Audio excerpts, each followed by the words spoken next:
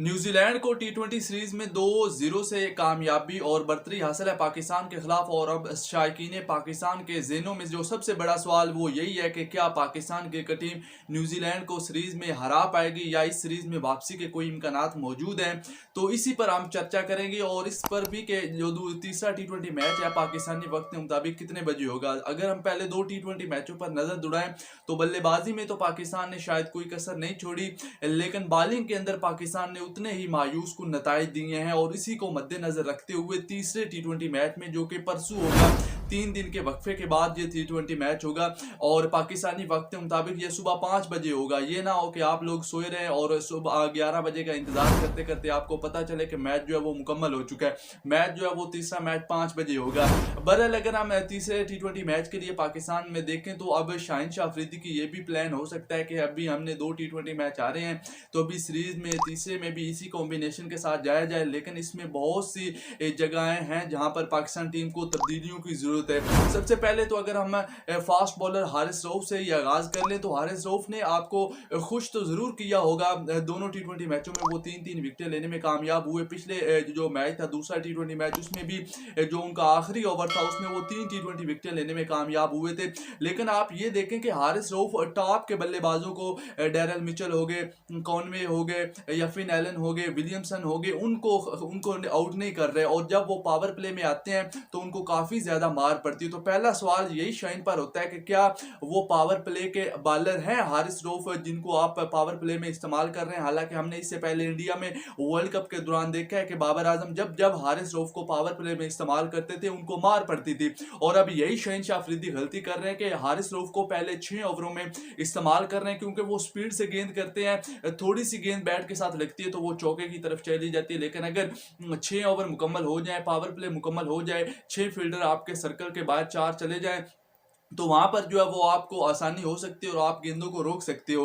बहरहाल पहली गलती तो ये नजर आ रही है। दूसरी, अगर आप ओपनिंग बल्लेबाजों में देखें तो दोनों टी20 मैचों के अंदर पाकिस्तान ने पहले 6 ओवरों में बड़ी शानदार बल्लेबाजी की, लेकिन उसके साथ साथ पाकिस्तान 2 से 3 विकेटें भी गंवाता हुआ नजर आया है। इससे पहले बाबर आजम और मोहम्मद रिजवान टी20 में ओपनर करते थे। बेशक पाकिस्तान का स्कोर 45, 40, 45, 50 के करीब होता था, लेकिन फर्क ये होता था कि वो अपनी विकेटों को बचा कर रखते थे, जिसकी वजह से पाकिस्तान 180-90 तक पहुंच जाता था और कहीं कहीं पाकिस्तान हराने में भी कामयाब हो जाता था टी20 में। लेकिन अब जो ये नई ओपनिंग जोड़ी है इनका यही खासा है कि ये तेज खेलने की कोशिश करते हैं, मॉडर्न डे क्रिकेट को जो है वो खेलने की कोशिश करते हैं और इसमें अपनी जो है विकेटें भी लूज कर जाते हैं। तो मेरे ख्याल में फखर जमान और साइम अयूब को भी अब जो है वो उन दोनों की भी जो है वो बतौर ओपनर उनको भी इस्तेमाल करके देखना चाहिए। रिजवान के साथ आपका कॉम्बिनेशन नहीं बन रहा। साइम अयूब ने जरूर पिछले मैच में वो जल्दी आउट हो गए थे, लेकिन वो बेहतरीन खिलाड़ी हैं, वो अपने आप को मजीद आगे मनवाएंगे। फखर जमान के साथ साइम अयूब को ट्राई करना चाहिए। उसके अलावा नंबर 3 पर बाबर आजम आते हैं तो बाबर आजम से तो कोई आप शिकवा कर नहीं सकते, दोनों मैचों में हाफ सेंचुरी उनकी तरफ से आई है। अब तीसरी जो पोजीशन है वहां पर फखर जमान पहले आते थे चौथे नंबर पर, लेकिन चौथे नंबर पर जो है वो मोहम्मद रिजवान को आना चाहिए। जहां मिडिल ओवर में स्पिनर आते हैं तो वहां पर अगर मोहम्मद रिजवान के पास वो एबिलिटी है कि वो स्पिन को अच्छा खेलते हैं तो फिर यहां पर भी पाकिस्तान का फायदा हो सकता है। यानी कि फखर जमान और जो रिजवान है वो अपनी जो जगह है उसको रिप्लेस करें। उसके बाद अगर नंबर 5 पर देखो तो आपके पास विकेट कीपर बल्लेबाज आजम खान मौजूद हैं। एक तो आपने आजम खान को इतने बड़े दौरे में जो है उनकी वापसी करवाई न्यूजीलैंड जैसी टीम में, और वहां पर जहां इतना तेज और बाउंसी विकेटें होगी तो वहां पर तो वो जो है वो मुश्किलात से दो चार होंगे। यही अगर आपने उनकी एशियन कंडीशन में एशिया की किसी टीम के खिलाफ या एशियन कंडीशन में उनकी वापसी करवाई होती है तो शायद इससे नताइज जो है वो बेहतर दे सकते। आजम खान नो डाउट बेहतरीन खिलाड़ी हैं, लेकिन अभी उनको भी अपनी जो बाउंसी विकेटें हैं उन पर काम करना होगा।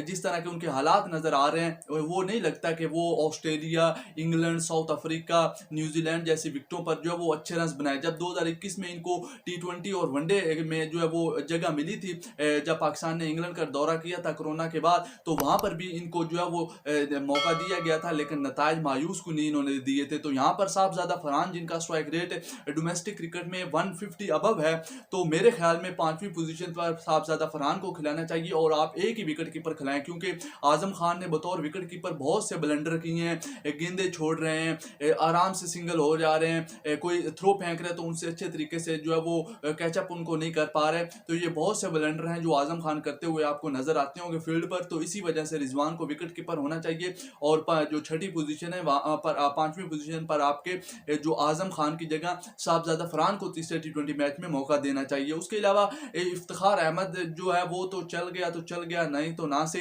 लेकिन उनको भी देखना है कि अगर उन्होंने अपनी टी20 में जगह बनानी है और कंफर्म रहना है तो उनको भी जो है वो अपनी जो पोजीशन है उसको इसी तरह बरकरार रखने के लिए रन्स बनाना होगा, क्योंकि आप देखो तो उनके अलावा पाकिस्तान के पास ऐसा कोई जो है वो हार्ड हिटर मौजूद नहीं है जिनको आप टी20 वर्ल्ड कप में इस्तेमाल करें। तो ये बहुत बड़ी एक नाकामी आप कह सकते हैं पाकिस्तान क्रिकेट बोर्ड की और पीसीबी के जो मैनेजमेंट कमेटी है उनकी है, कि आपने कोई ऐसा आसिफ अली के बाद इफ्तिखार आपको हवा में मिल गया और आपने कोई और हार्ड हिटर जो है वो ढूंढने का जो है वो मौका ही नहीं किसी को दिया, और ना ही आपने खुद उसकी कोशिश की है।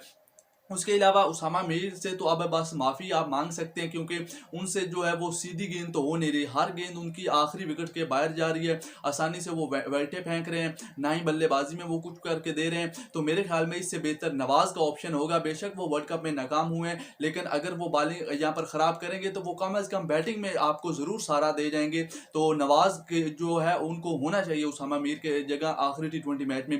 बाकी फास्ट बॉलर में आप आ जाएँ तो आमिर जमाल की जगह भी मेरा मानना है कि उनको आपने टेस्ट कारकर्दगी की बुनियाद पर टी20 में शामिल किया है। टेस्ट में लाइन ऑफ लेंथ में और टी20 में बहुत फर्क है। टेस्ट में आपको विकेटें और तरह की मिलती हैं, टी20 में विकेटों का अंदाज मुख्तलिफ होता है, बल्लेबाजों को आसान विकेटें मिलती हैं टी20 फॉर्मेट के अंदर। तो यहाँ पर टेस्ट के बॉलर का कामयाब होना लगभग जो है वो आप कह सकते हैं कि नामुमकिन होता है और बहुत मुश्किल होता है, खास तौर पर आमिर जमाल जैसे जिनकी जो पेस है वो भी ऑलरेडी जो है वो 120-25 के करीब होती है। तो उनकी जगह जो वसीम जूनियर पाकिस्तान टीम के पास मौजूद है तो वो बेहतर ऑप्शन हो सकते हैं, क्योंकि स्लीगी सा उनका एक्शन है, मलंगा टाइप उनका एक्शन है, तो वो यहाँ पर, या फिर जमान खान जो है वो यहाँ पर इनको होना चाहिए। बाकी हारिस और जो आपके शहनशाह अफरीदी कप्तान है वो तो टीम में खेलेंगे। तो ये कुछ तब्दीलियां हैं जो कि एक्सपेक्टेड हैं पाकिस्तान टीम के अंदर के तीसरे टी20 मैच के लिए। कम अज़ कम आप 3 तब्दीलियों के साथ जाओ, नवाज को भी इन करो, उसके साथ साथ जमान या फिर जो वसीम जूनियर है उनमें से किसी एक को खिलाओ, और आजम खान को बिठाकर साहबजादा फरहान जो आपके पास मौजूद है, डोमेस्टिक में भरपूर रन बनाए हैं, उनको जो है वो टी20 में मौका मिलना चाहिए।